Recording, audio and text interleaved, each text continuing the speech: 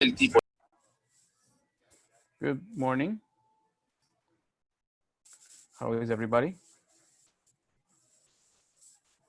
Okay, let's welcome to the conferences that the Cámara Peruana de Comercio gives, comics. Today we have English classes.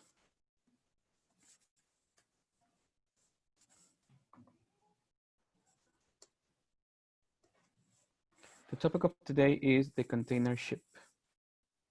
As you all know, my name is Carlos Martinez Flores. I am an English instructor and speaking coach. I'm a former team leader at Pacifico University as well. And currently I am working at Mater Purísimo School in Miraflores.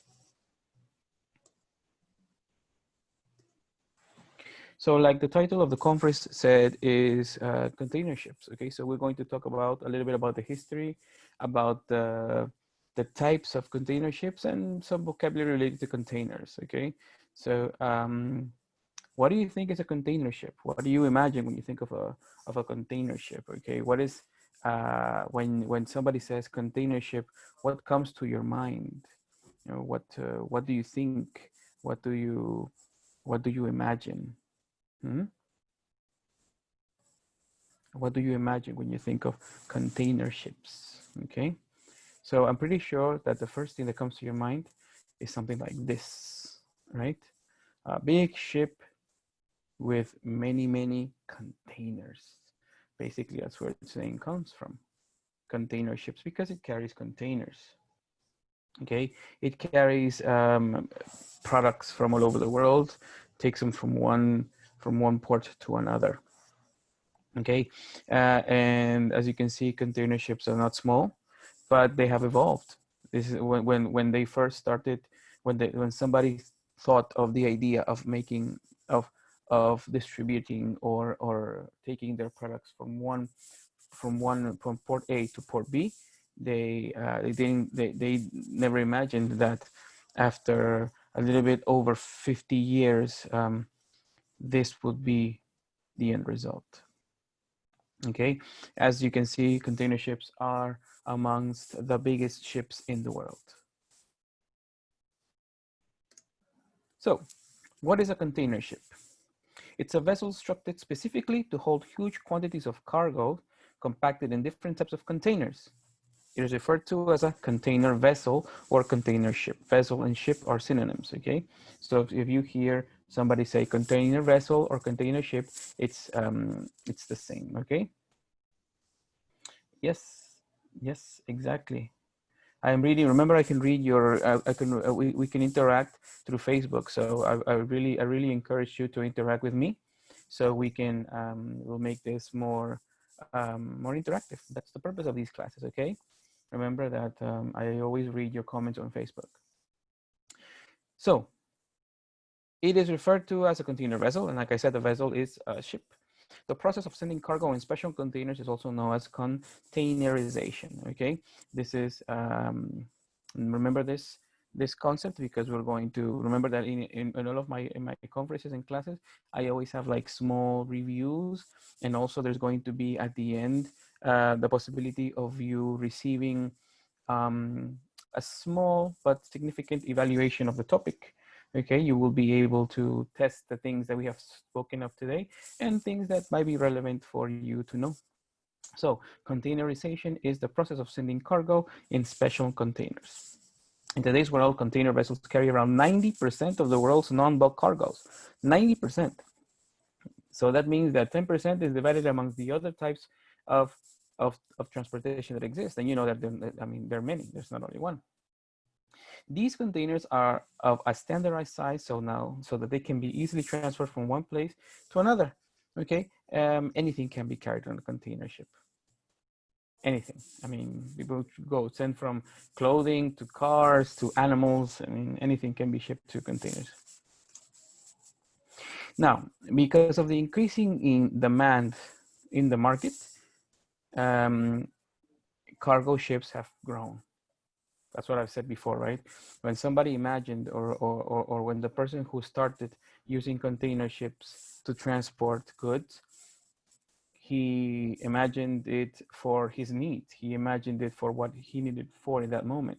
But as the demand has increased, as we have become a more globalized world, and now everybody has to do with everybody, the demand of these types of ships has increased, as well as the quantity of the things that they transport, okay? So because of the increasing demand in the market, increasing cargo carrying capacity, increasing operating efficiency, and improvement in the environmental process and operation of container vessels, the vessels have become bigger and bigger continuously, okay? They have become very, very big with time, okay? The container carrying capacity of container ships today has increased more than 1,200% as compared to 1968, which was when the first container ship appeared. Here's an image. Here's an image so you can see. This was the first container ship in the 1960s, carried a capacity of 1,500 TEU. Okay, we'll talk about what the TEU is, but it's a measure of, the TEU is the way containers are measured of the capacity, of their capacity. Okay, we'll talk, it's the abbreviations for type of measurement that is used in container ships, okay? So notice, look, in the 60s, the TEU for these ships was 1,500. In the year 2017, 3 years ago, because there are bigger ships, I'm telling you, the capacity increased to 21,400 TEU. Notice this. This is the first ship that appeared, and here we have the waterline. We have the hull. Notice the hull of the ships. Okay. Notice how it went from little bit bigger, until these monsters that we have now. And like I said, this is an image from 2017, and there are bigger ships now. There are bigger ships now, I'm telling you. So the ships have evolved, have grown, have become more modern. The companies have tried to make them more environmentally friendly because of their size. They consume so much fuel. So many things have changed in container ship, and what a container ship is, from the original version to the most recent version that we have. Okay. Hopefully this is clear. Remember that containerization is a process of sending cargo from one place to another. Over 90% of the world's non-bulk cargoes is done through container vessels, and the dimensions or the size of a container has grown in 1,200% compared to when they originally started in the 1960s. Interesting information. Now, like I said, let's review. What is containerization? We just mentioned it like 1 minute ago. Let's see. I'll read your answers through Facebook. Who can tell me what containerization is? What is the definition of containerization? Let's see. I'm reading your answers on Facebook.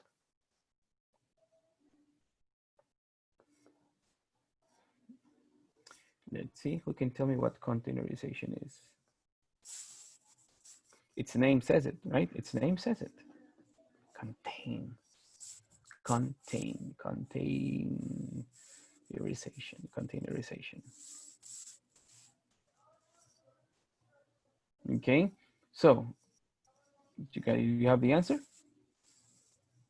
I'm pretty sure you said this. It is the process of sending cargo in special containers. Yes, exactly. It is the process of sending cargo in special containers, okay? From one place to another, from one port to another. Very good. Now, next one. What is the percentage of the world's non-bulk cargoes carried by container vessels? The total is 100%. What is the percentage of the world's non-bulk cargoes carried by container vessels? Do you know? I'm reading your answers on Facebook.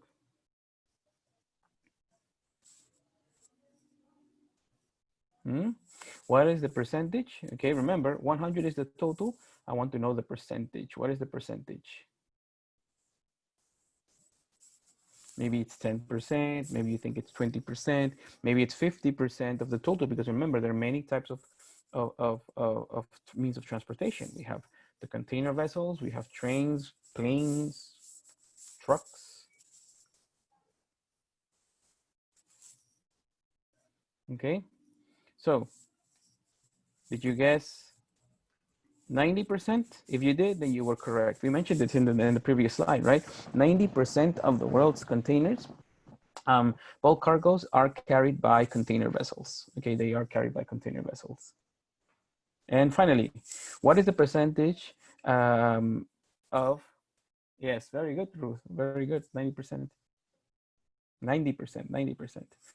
What is the percentage of the capacity?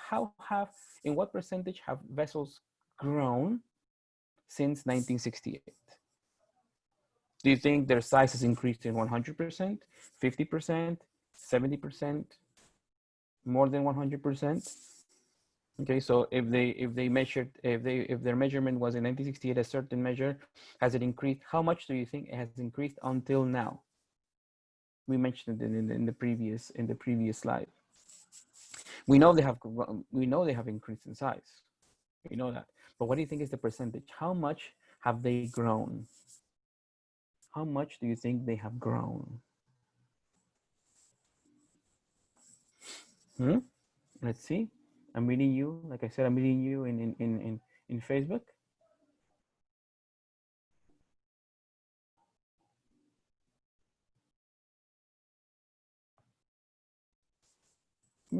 Okay. So did you say 100? Did you say 150? Did you say 200? Let's see. Vessels have increased in 1,200%, more than 1,000%. So you can imagine the difference in size compared to the original containers, the container ships, to how they are now. You can imagine the difference in size from the original vessels in 1968 to the vessels how they are now. 1,200%.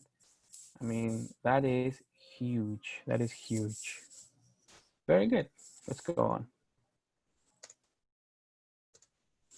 Now let's do a brief history of container ships, okay? A very brief history of container ships.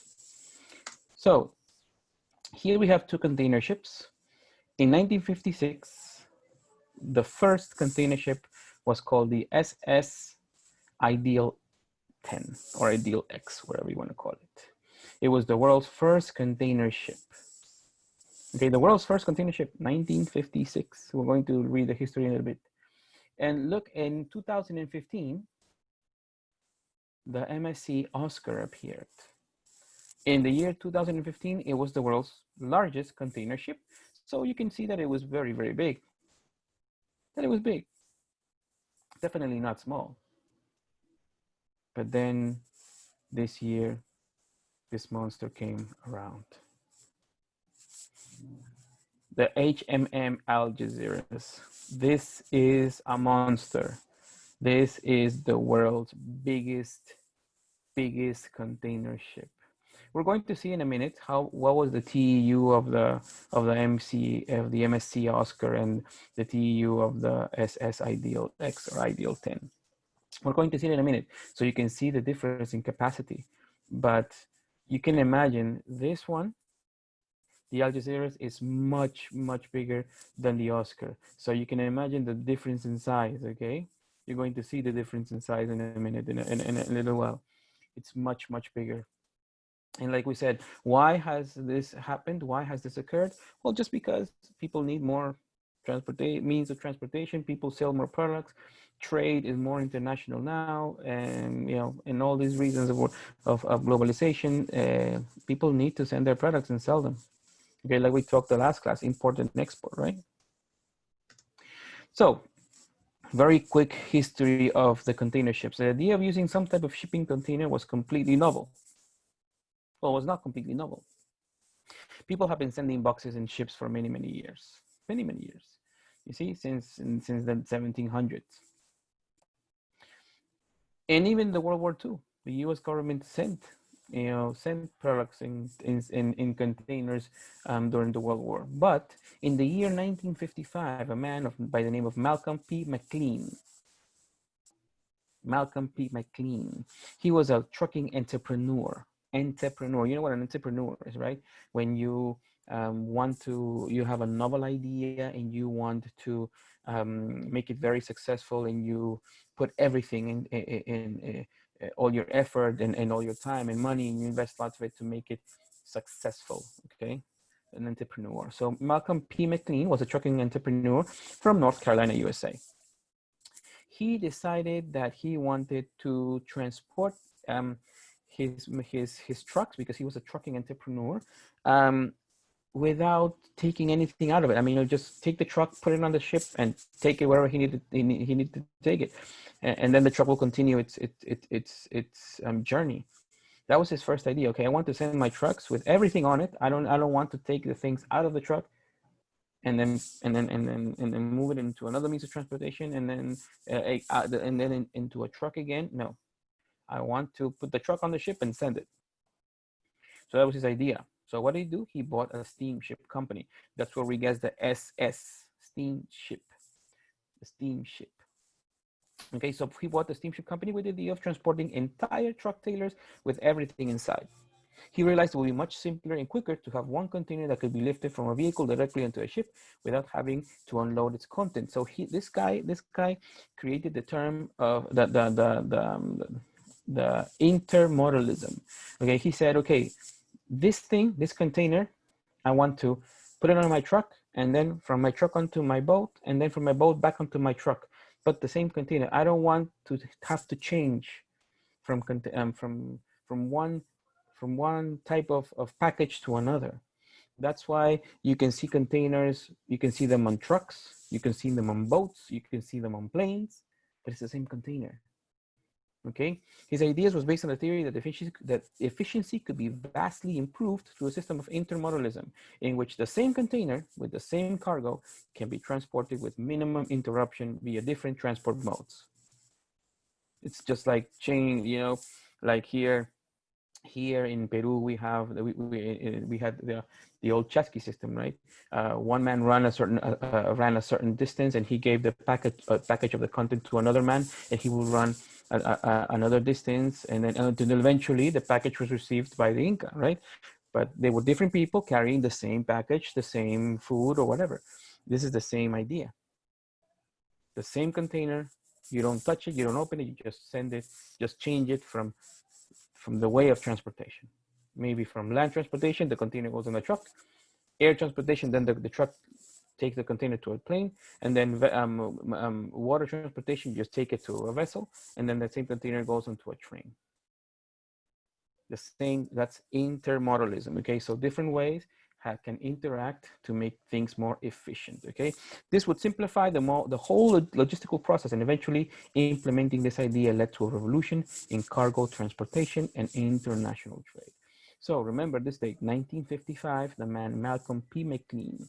His idea was, I want to transport my goods, my trucking goods, on one vessel, and I want to stop with the hassle, and I want to stop with all the problems of having to change from one way to another. I just want to send it. So let's think about it. And he created the first, well, he bought the steamship company with this idea, but he was he named the first SS Ideal X or Ideal 10 as the first ever container ship. Good. Now let's review again. Question: who had the idea of transporting trucks with the cargo still inside? Question number 2. What is intermodalism? Question number 3. What was the name of the first container ship? And finally, what is the name of the biggest container ship until now? I'm going to give you a minute or so for you to think, okay, based on everything we just talked about, and answer these 4 questions. Question number 1.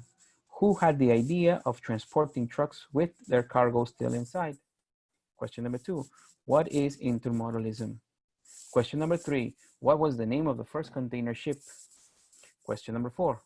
What is the name of the biggest container ship until now? Okay, so let's see. And remember, I can read your answers in Facebook, okay? So I would like to see what you guys are thinking or what your thoughts or your answers. What can you tell me?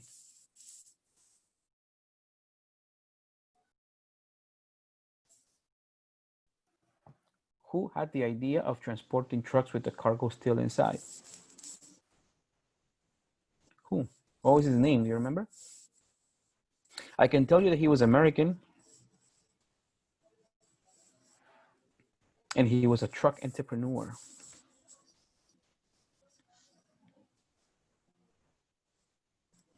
Roger, I can see your answer. Malcolm P. McLean. And we have a winner. Very good. Roger P. McLean. He was the first person who had the idea of transporting goods using containers. Now, what does the term intermodalism mean?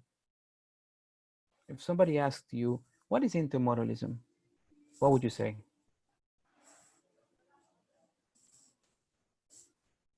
What is the purpose? What is the fundament of intermodalism? What would you say it is?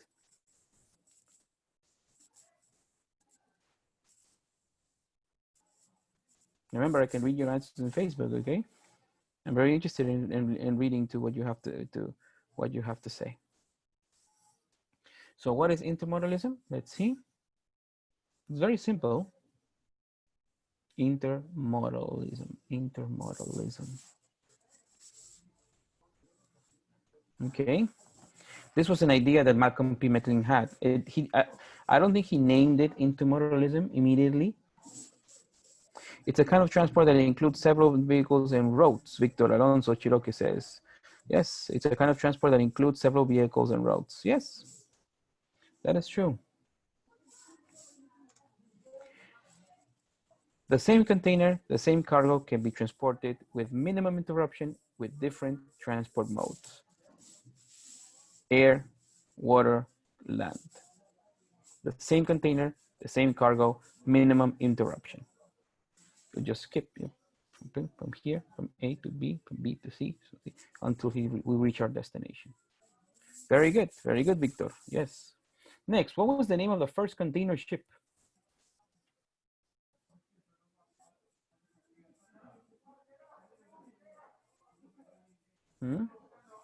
What was the name of the first container ship? The one that Malcolm P. McLean bought when he purchased the steamship company. Steamship SS. Roger, the Ideal X. Very good, the Ideal X or the Ideal 10, the SS, the steamship. Very good. Wow, guys on a roll. Now, finally, what is the biggest container ship until now? The biggest one. It's a monster. It's like one of the biggest ships in the world. And like I said before, container ships, because of this fact that they need to get bigger because their content and their cargo gets bigger and bigger every day, they are amongst the biggest ships in the world. So the name of the biggest container ship in the world is, let's see, I'm reading your answers.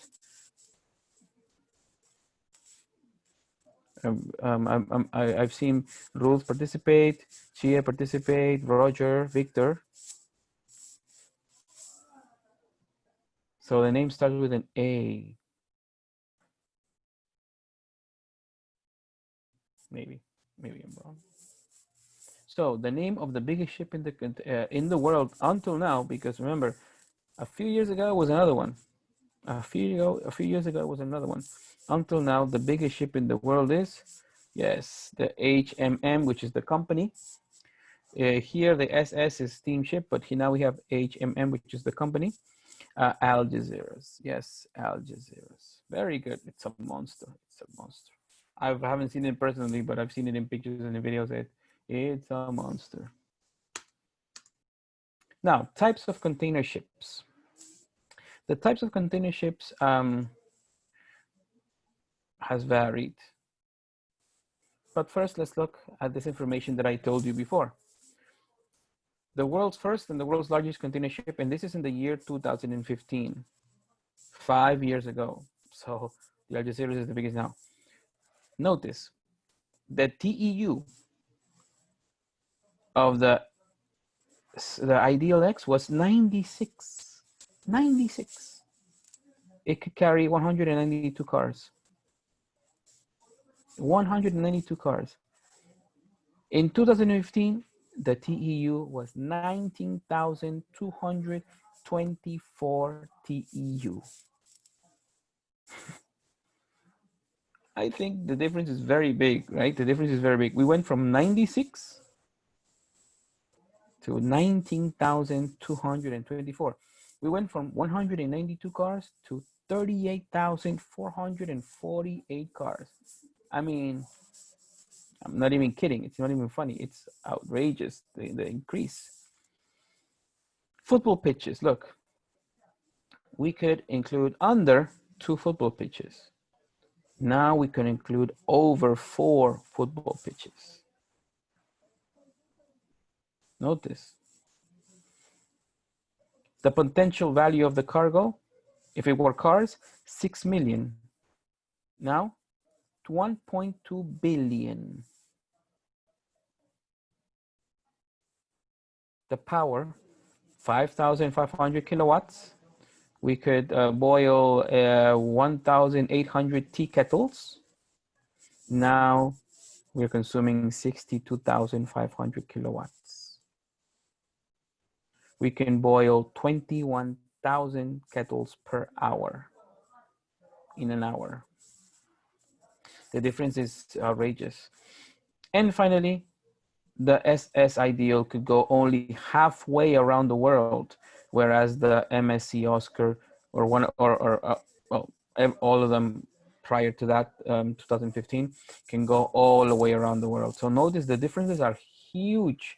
It's not even slight. It's not even a slight difference. It's huge, huge, huge, huge.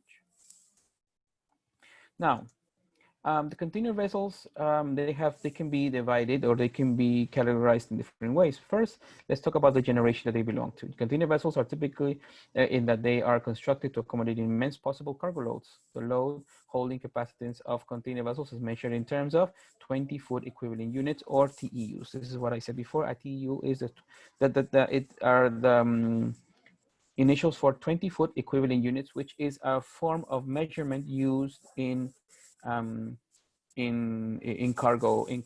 container ships. Okay. Now, container vessels have been through various phases. These phases have been classified as first of generations. Okay. So the first generation will go from 1956 to 1970. The second generation of ships, 1970 to 1980. The third generation from 1980 to 1988. The fourth generation, 1988 to the year 2000. The fifth generation of cruise container ships from 2000 to the year 2005. And the sixth generation goes from the year 2006 up until now. So we are in the sixth generation of container ships or container vessels. Okay, so this is the first way we can classify container ships by their generation. Okay, so we go from first generation, second generation, third, fourth, fifth, and finally our current day sixth generation. The next is handling mode, how they handle things. Okay, how they handle things, how they manage the products. So here we have one ship. As you can see, this ship has cranes on it. 1 and 2. Cranes are what you need to be able to collocate to pick up the containers and put them on the ship. These are called the low-low container ships. Low-low from lift on and lift off. Okay, lift on and lift off. They are geared container vessels, which means that they have cranes, which can load and discharge the cargoes itself without by using the ship's own crane. They don't need to have an external crane. They have the capability to operate without port cranes and can do the cargo operations unassisted. So notice they can upload and they can unload. Okay, their containers. That's why they are called low-low container ships. Lift on, load off. Okay, they're very unique. Then we have these type of containers, okay? These look like the ones from the movie 2012, big vessels. I think this is where they got, and basically, no, really, this is where they got the idea from. Why? Because these ships are called ro-ro containers, okay? They are formed from the acronym roll on, roll off. Ro-ro ships are that are used to carry, are vessels that are used to carry wheeled cargo. For example, there's a door from the ship opens and everything just drives in. I know there are big ones, like I said, like the one that was seen in the movie where people and machinery entered the vessel, but there are also the ones that you can see in these ferries. If you've ever traveled to the U.S. or different countries that they or you see or in the movies that the people go on the ships with their cars, right? You drive until the port, you put your car inside the ship, and then the ship takes you to the other side or takes you to your destination, and then you just get off from, you got on your car and you get off from the ship, okay? That's a ro-ro container ship. The ro-ro ship is different from the lo-lo ship that uses a crane. The vehicles in the ship are loaded and unloaded by means of built-in ramps. They're ramps, like the doors open and a ramp just falls out so people can come in. Normally these ramps are made toward the stern or the back side of the ship. You see in the back, the stern. In some ships, they're also found in the bow side, which are in the front, or also on the sides. The vessels can be both military and civilian types. Have you seen though, in the wars, right? You see the ships coming up and then all of a sudden, you know, in the bow, the door opens, and people, machines, and everything comes out. That's why this is another way that they are categorized, by the way they handle their contents. Okay, the lolos with their own cranes, they manage to load up the containers and then unload them and unload it. And then the roros, where basically they open up and everything is just by means of wheels and some kind of machinery that everything just rolls in. And when they finish, they roll out, right? Very good. So we have the lolos and the roros. Interesting. Now let's review. Sorry if I review a lot, but don't worry. After this is the last review until the end. But let's review.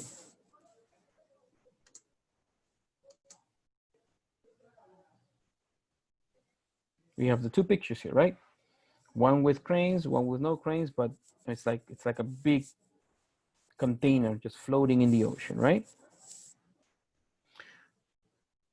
One of these, what are their names? Okay, and both of them use acronyms or initials, right? You remember? Do you remember what were their names?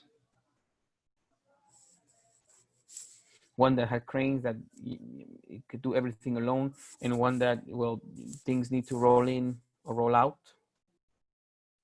I think I just gave you the answer. If you were thinking of lolos and roros, then you were correct. Now, which one is which? Which one is which? Who can tell me? I'm reading you guys on Facebook. Who can tell me? Yes, if you thought that the lolos were on your left, then you were correct. And of course, the roros are on the right. The roros were on the right. Very good. It's very good too, because these machines, you'll see them all the time and you should recognize what are their names. Okay, how are they called, and what are their functions, what they can do or not do. Yes, Lolo on the left. Very good, Victor. And Roro on the right. Good. Now let's go into another way. They are categorized also in their size. And now here it's going to be a little bit more extensive. The first one is the Panamax. Okay, here's some information about the Panamax vessels. Okay, they were first introduced in 1980, and these vessels were around 4,000 to 5,000 TEUs. They have their dimension was such that they could pass through the Panama Canal. Okay, so they had a max length of 294 meters. They had a breadth of 32.3 meters and a max draft of 12 meters, which was in comparison to the dimensions of the canal. I mean, they had to be made specifically to pass through the Panama Canal. Okay, because the Panama Canal has a certain dimension. They have made some adjustments later. Okay, but these were the first. They were first used in 1980. Okay, they had all their measurements were made so they could fit through the Panama Canal. Okay, the breadth, as you know, is the width. The width of the ship, and the draft is how much of the ship is on the water. Okay. The next, of course, and if you couldn't go through the Panama Canal, you got bigger, and they were called post-Panamax. Okay, they were called post-Panamax. This interpretation was introduced without using the Panama Canal.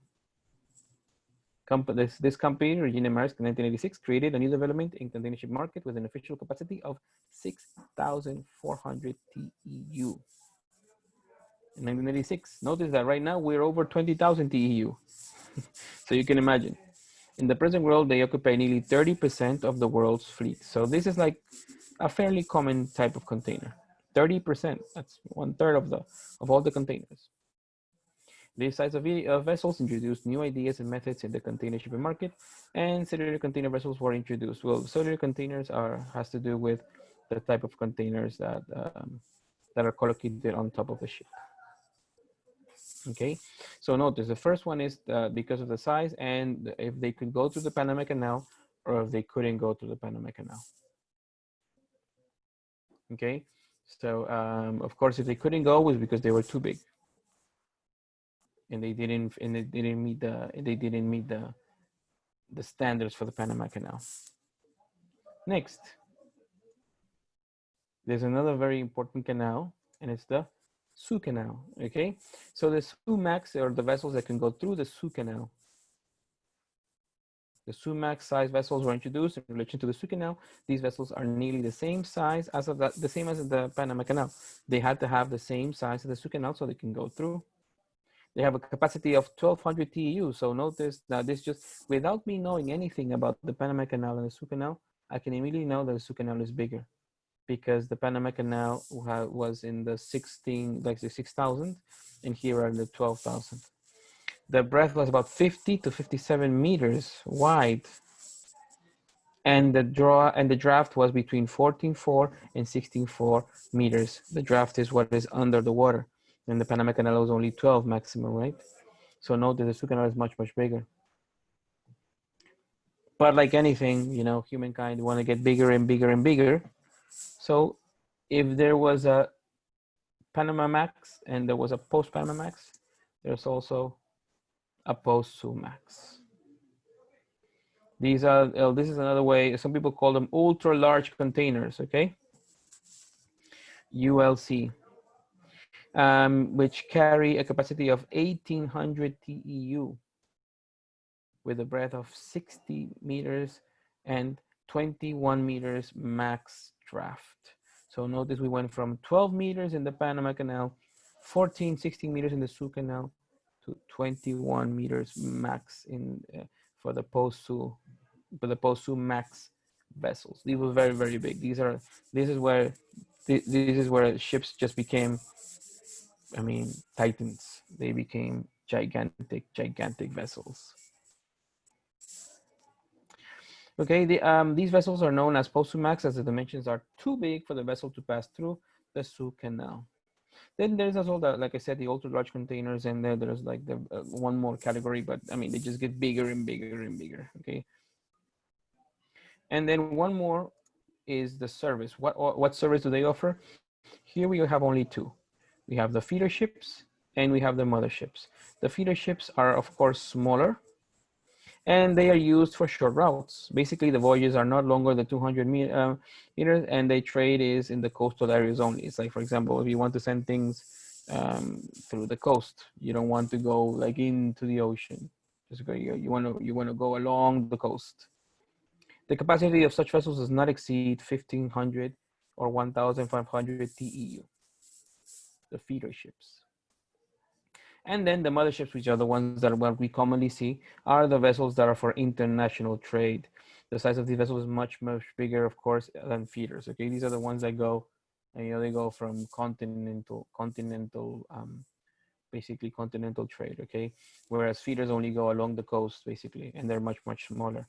Notice that does not for a feeder ship, the capacity does not exist. It does not exceed 1,500 TEU. That's like way low. We're talking about big ones now that have more than 20,000 TEU.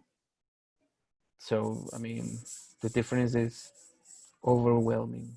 Overwhelming. Okay. So here we're going to see two ways of how they have evolved to finish this topic, almost.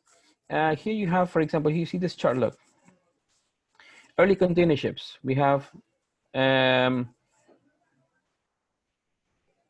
containers. Look, 6 containers across, 4 containers down. Okay, that's how they started. 6 across and 4 down. Then they started to get bigger with 10 across, 10 containers across, 5 down, and 4 under the deck, below deck. So now we started using below deck. In the beginning, it was only high on deck, okay, on top of the ship. And then the Panamax ships, 13 across, 6 down above deck or high on deck, and 5 down high below deck. 5 containers high below deck. And look how they start to get bigger and bigger and bigger and bigger and bigger. Look at it now. 23 columns, 10 high on deck, 8 high below deck. Look at this. It's huge. Look at the difference from only 6 containers across and 4 down to this. It's amazing. And here we have size comparison based on a specific. This chart is strictly TEUs. Look, 1968, the Encounter Bay, 1,500 TEUs. Look at this. We mentioned, right, the MSC Oscar, a little bit over 19,000 TEUs. And the HMM Algeciras, 23,964 TEUs. To 23,964 TEUs. That is incredible, people, incredible. But look, notice how this little tiny ship compared to this monster over here. This is the evolution of container ships. Okay. This is what I was talking before. You see very large container ships and ultra large container ships. Okay. This is where the Algeciras is in. This is the last category. Next. And this is to sum up containers, okay? The types of containers. An ISO container, also referred to as an intermodal container, are used to transport freight. ISO containers are designed for transportation by more than just one, by truck, by air, we mentioned this before, right? It can be transported in any way, means of transportation possible. They are made with ISO standards. What is ISO? The International Organization for Standardization. This applies to many things in the business. You need to have the minimum requirements or the minimum characteristics to be able to fit the world standard. ISO containers are produced in several standard configurations, from dryer cube, insulated, flat, platform, open top, refrigerated, and tank. ISO containers are manufactured in standard sizes. The standard ISO container is 8 feet. The standard in length. The standard height is 8 feet 6 inches and 9 feet 6 inches long. The most common lengths are 20 feet and 40 feet. The use of 45 feet containers has also increased significantly, but the standard is 40 feet. There are bigger ones, 45 feet, but the standard is 40 feet. So this is our first type of container, and this is called a platform container. It has the shape of a platform. That's why it comes from the name. Next, we have this is what we normally see around our cities, moving around along in trucks or in our ports or harbors. But notice that this one has like a different color on the top, and it's an open top because like it has no top side. So this is the typical container that you see around traveling in trucks. This is the one that you see moving all over the place. This is the dry box. Dry box. Next, this is, you see a tank in the middle. So this is a cylindrical tank container used to transport gas or liquids. And this is one that opens on the side. So very obvious name, the side open container. Finally, we have, this one has ice insulation to keep things warm. There are also refrigerated ones with, I mean, very high tech ones with AC and to keep it cool. But this one is called a thermal container. Okay, so these are 6 of the most common type of containers that are used and transported. The platform container, the open top, the dry box, cylindrical tank, side open, and thermal. And let's do a slight review. Which one is which? Who can tell me? Who can tell me which one is which? Remember that I can read you in Facebook, okay? So we have thermal, platform, dry box, and open top. Who can tell me what are their denominations or their names? Let's start with number 1, thermal. Which one is thermal? This one here? Maybe this one here? What about this one here? Or is it this one?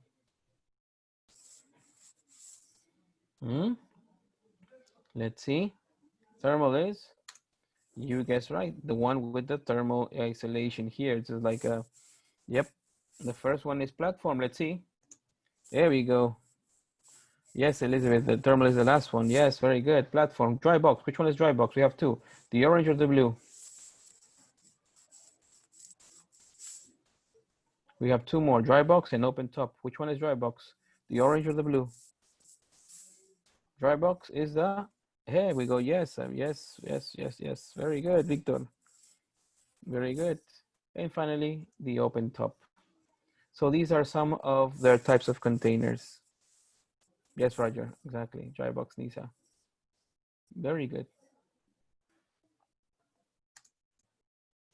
And now here are some expressions that were used during this. The first is platform. Yes, Herbert. First platform, Elizabeth. Dry box is the blue. Yes, Elizabeth. Yes. Very good. Very good. I'm reading your answer, so very good. Now, glossary. Here are some words that I used in this presentation that maybe I would like to define. So containerization is a system of intermodal freight transport using intermodal containers, also called shipping containers or ISO containers, okay? So that is the meaning of containerization, a system of intermodal freight transport using intermodal containers, also called shipping containers and ISO containers. TEU. TEU stands for 20-foot equivalent unit, which can be used to measure a ship's cargo carrying capacity. The dimension of 1 TEU are equal to that of a standard 20-inch shipping, 20-foot shipping container, okay? So what a TEU is. Intermodalism. It involves transportation by more than one form of carrier during a single journey, okay? Because for example, let's say I want to sell my product and I am at point A and I want to get to point B. But to get to point B, I have to cross an ocean, go over a mountain, and maybe for some reason I need to, the only way is using a plane. So I prepare my container at point A and I put it on a ship. Okay, then the ship reaches a certain location, and just take my container, put it on the truck, and the truck goes up the mountain. And from there, you take the container, put it on a plane, and the plane just takes off with my container. It gets to its destination. A truck again takes the container, connects to the container, and takes it to the destination. And we reached point B. Intermodalism, involving transportation by more than one form of carrier in one journey. Geared container vessel. The ship is equipped with equipment for loading off and on and off from the port. Like I said, it has like cranes. Okay, this kind of vessel doesn't need any help from the port. I mean, just gets to the port, loads on the containers with its own cranes, and goes to wherever it has to go. It reaches its destination, and with its own cranes, it unloads these containers, and then it just goes back to where it needs to go or picks up new containers. Stern. This is some terminology. Stern is the rear part of the boat. The bow is in the front part of the boat. The breadth is the width, and the draft is the vertical distance between the waterline and the bottom of the hull. The hull is the body of the ship. Okay, is the body of the ship. So this will be the end of the topic of the container ship. Remember that we will have these classes on Tuesdays and Thursdays and Saturdays. So I hope we can meet. Please stay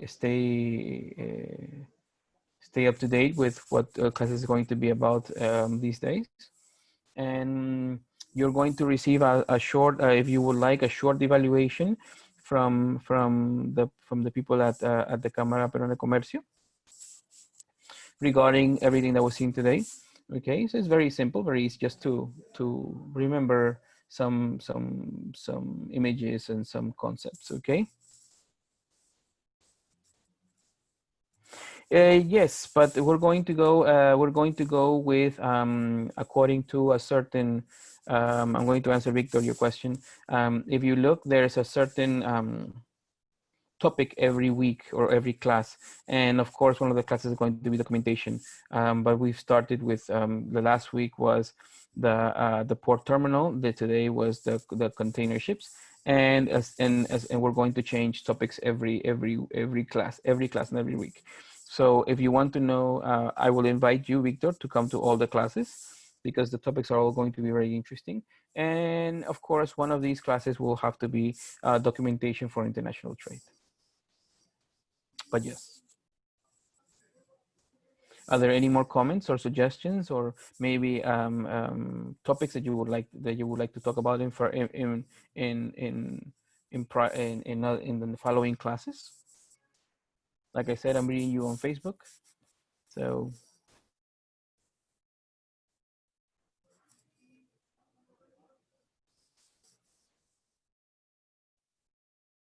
don't worry, Victor. It's a pleasure to answer your question. Like I said, we're here Tuesdays, Thursdays, and Saturdays. Any other question? Remember that some classes will be informative like this one. So we're going to learn new expressions. There will be some classes where we will practice more, maybe form and structure, but not all. Some of them will be like this. Most of it will be like this. Informative for you to listen and to use the expressions that you already know in our native language, which is Spanish, but using them in English. Does anybody else have any other question?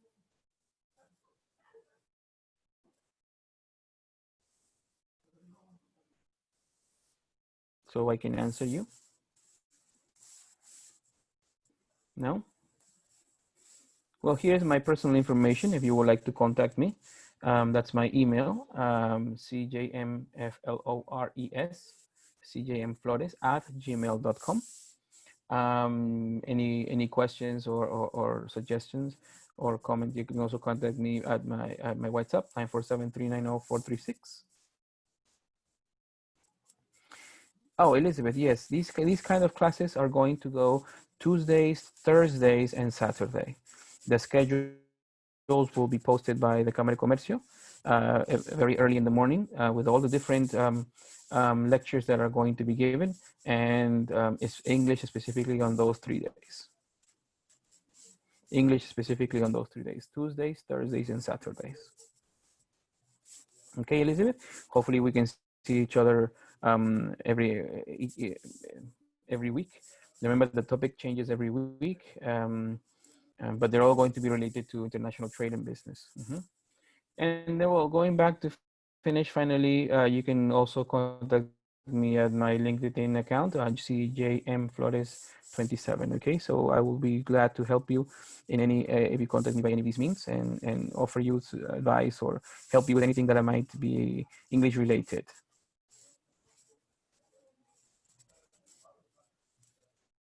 Okay, are there any more questions? I hope I have answered your question, Elizabeth.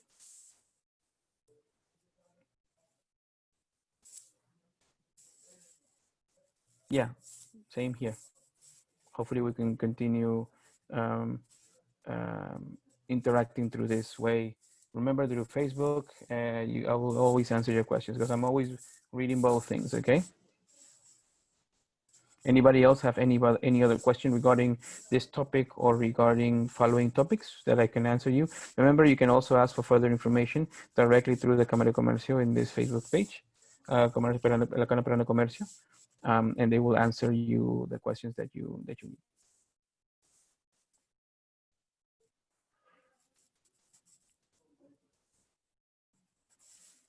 No more questions?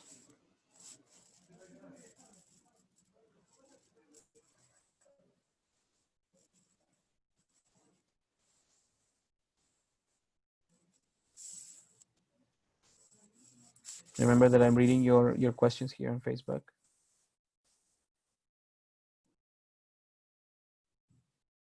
Very good, Victor. Very good. Nice to have been helpful. Okay. Maybe we can again, Tuesdays, Thursdays, and Saturdays. Okay, 3 days a week we're going to have these English lessons. Just read, stay in touch with the information that that Camex publishes in his Facebook page every day.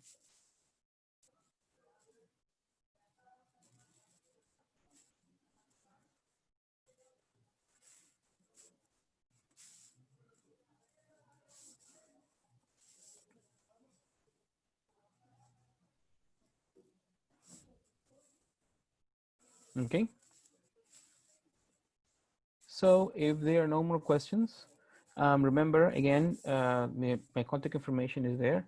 And also Tuesdays, Thursdays, and Saturdays, we will have these English classes. Tuesdays and Thursdays from Tuesdays from 1 to 2 p.m., Thursdays from 2 to 3 p.m., and Saturdays from 1 to 2 p.m. also. Okay, the different topics will be published in the Camex Facebook page, so you can see what the topic will be about. But it's always going to be interesting and helpful, and there's always going to be some evaluation for you later to review certain information. Okay, so thank you very much. I hope you have a great weekend, and I will let you go have lunch. It's almost 2 o'clock. God bless, and see you on Tuesday. Bye-bye, everybody. Take care. God bless.